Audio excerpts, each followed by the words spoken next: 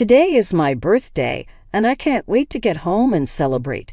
However, my mother-in-law, Barbara, has a knack for calling at the worst times, and today is no different.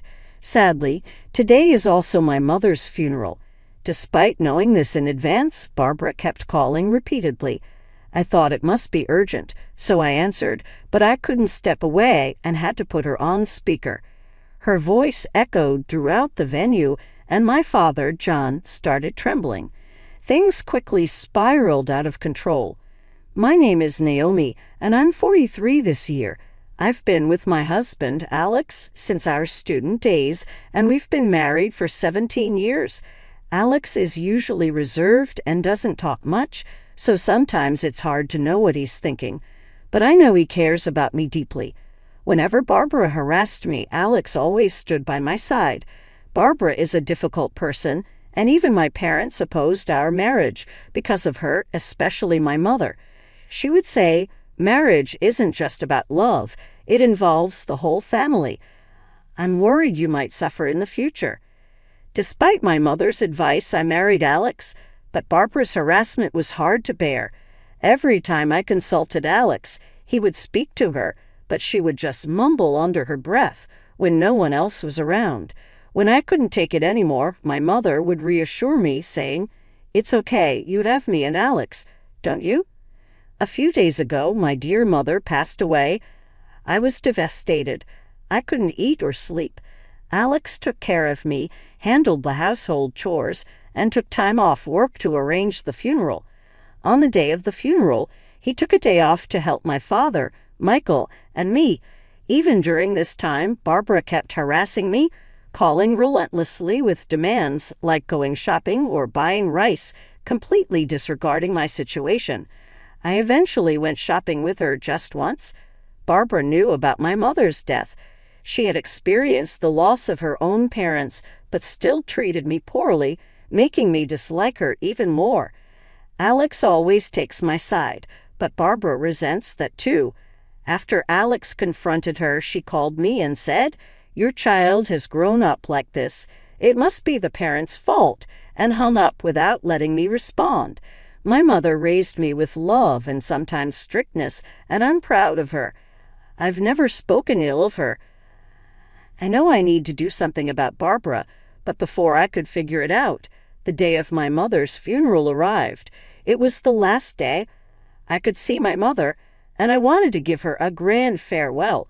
I asked Barbara if she was going to attend, but she didn't want to. To be honest, I didn't want Barbara to come to the funeral either, so it worked out for me. She didn't even send a condolence telegram or offer any condolence money. I already knew she was that kind of person, so it didn't bother me much, but it was typical Barbara. I'm really sorry, but I'm truly embarrassed by her behavior. She wasn't like this before my father passed away. Alex apologized, but I told him I prefer to keep my distance from her as much as possible. Despite sharing my feelings many times, Barbara keeps reaching out, which is exhausting. Alex, stuck in the middle, must be having an even harder time. At my mother's funeral, the attendees included me, Alex, my father, my mother's relatives, and Alex's father, James. James and Barbara are divorced and don't get along well, but both have a good relationship with me and Alex. Barbara has always had a bad attitude.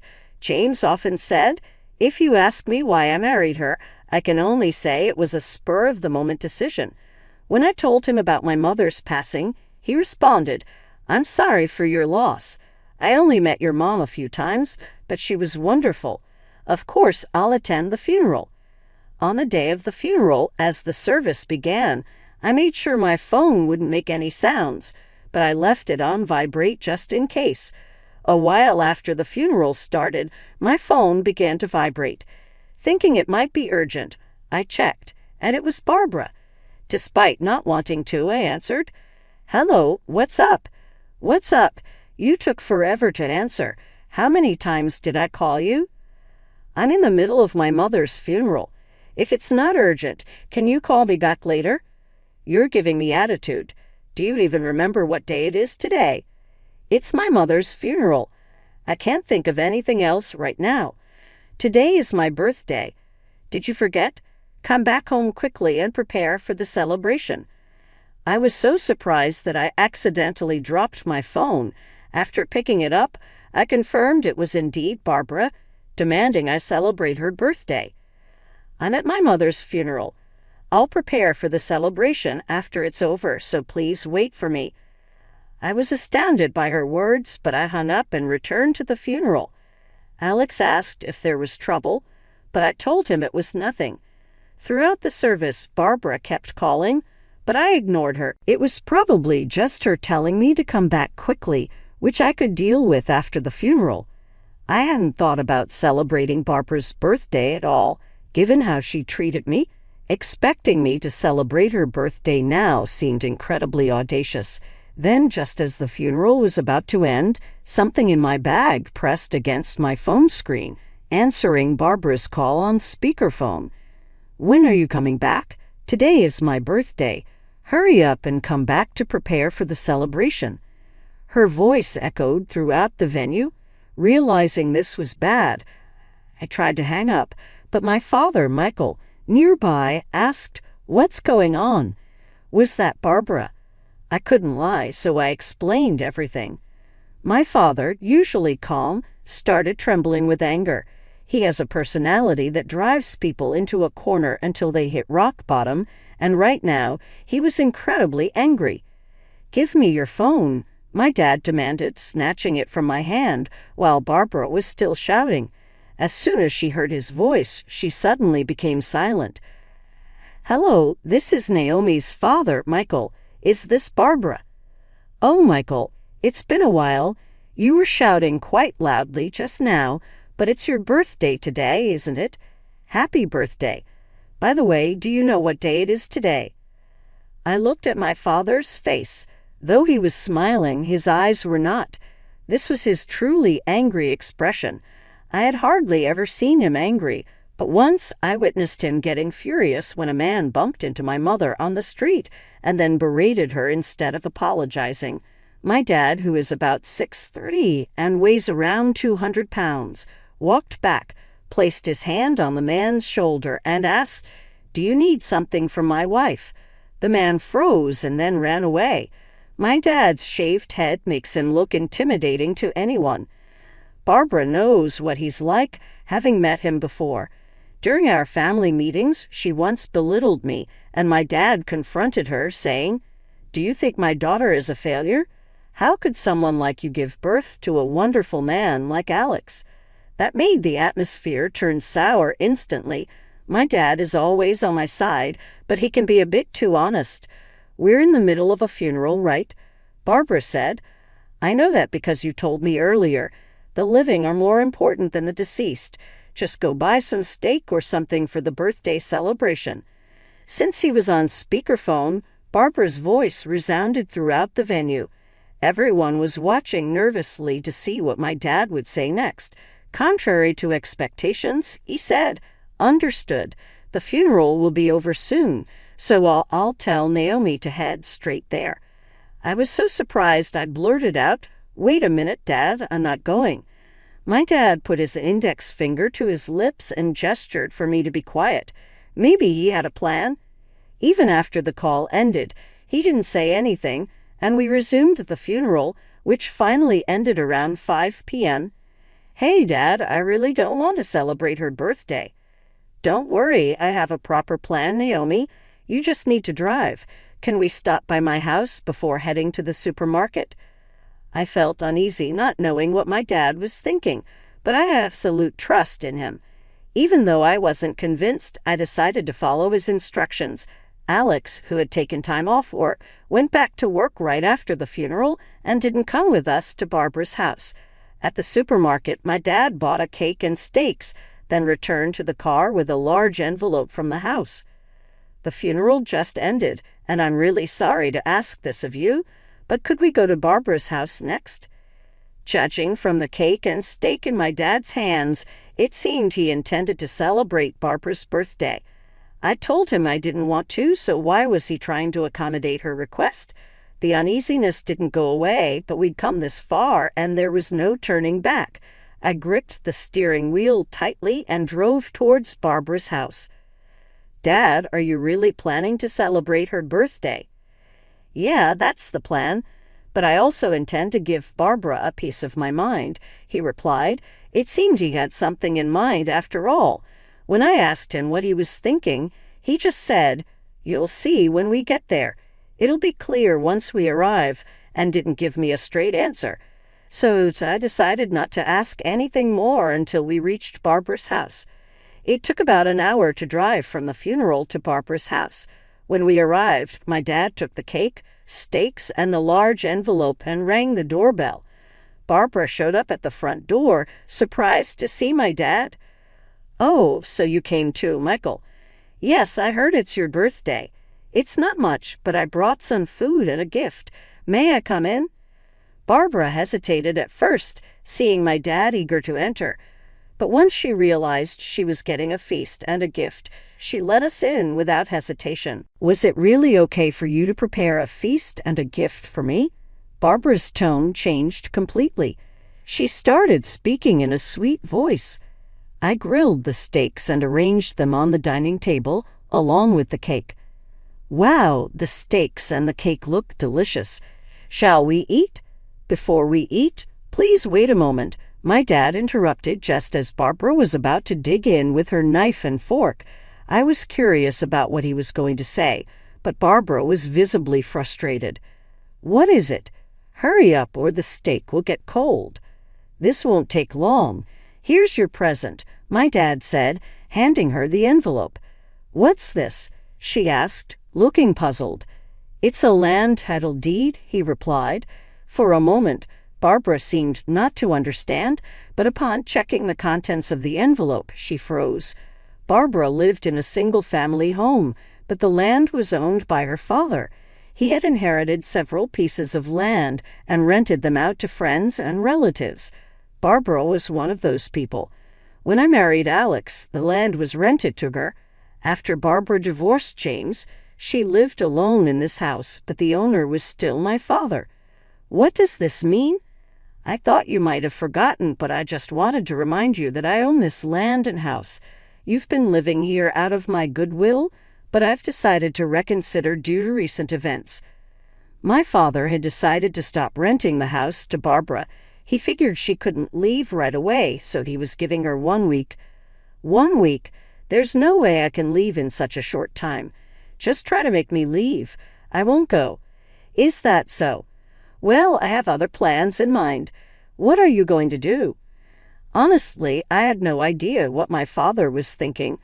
I was surprised enough that my usually gentle father was this angry and telling her to leave, but now I was wondering what he would do next. My father started making a call.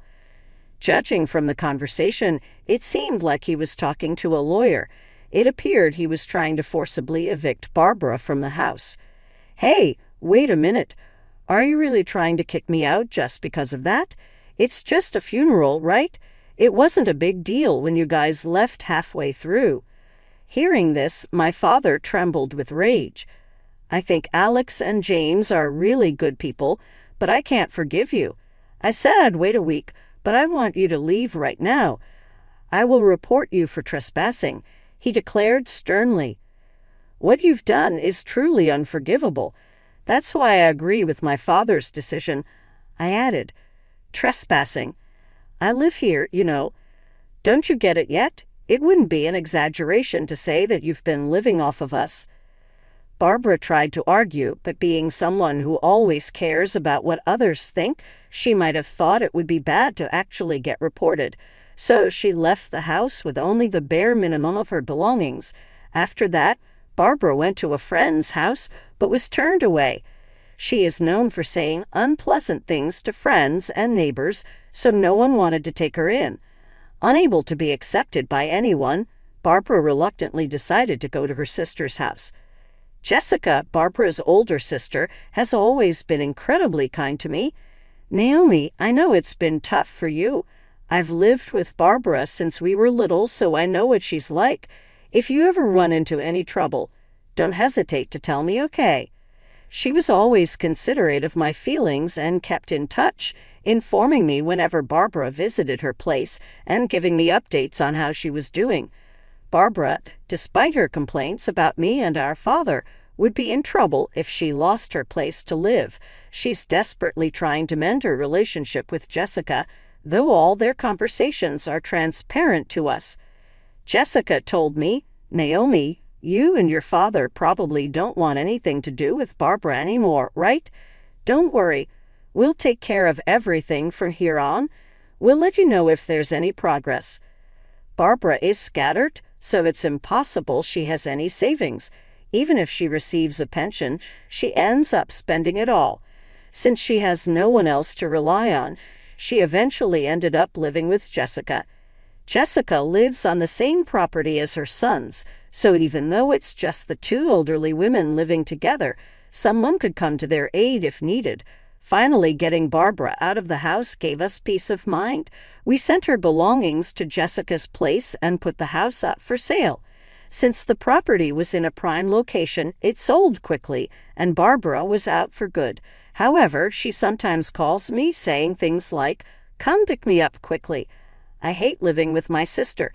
She makes me do everything and always makes snide remarks. If you feel sorry for me, help me out. It sounds like you're going through exactly what I went through with you. You used to do the same things to me, Barbara. I'm not going through that again. And Alex agrees with me, I replied. After that, I hung up and ignored all her calls. Since then, I've been living happily with Alex. I proposed to my father that he live with us, but he declined, saying, "I'm still perfectly capable of living on my own. Plus, I've got enough funds set aside for my retirement. If I can't live by myself anymore, I'll just move into a facility." Alex supported the idea, but we couldn't force him. In the end, nothing changed, and I continued to live with just Alex. However, one thing has changed since then.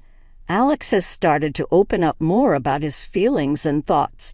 After the whole incident with Barbara, I went through a period of emotional instability. I couldn't cook, and stress-induced insomnia made it hard for me to concentrate. A doctor told me, "Naomi, you must have been under a lot of stress. I can tell you've been holding a lot in."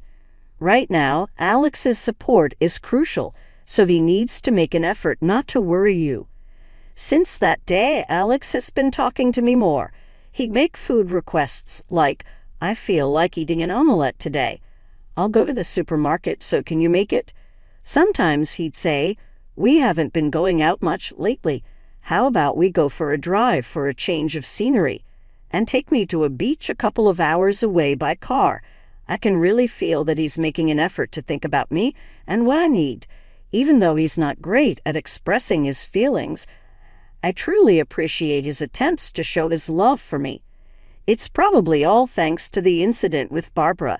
As terrible as that experience was, ranking among the top 3 worst times of my life, it ultimately helped me move toward a happier life. I like to think that a higher power has been watching over me, rewarding my past deeds with happiness now. Just like before, I want to live a life that I can be proud of without feeling ashamed in front of anyone.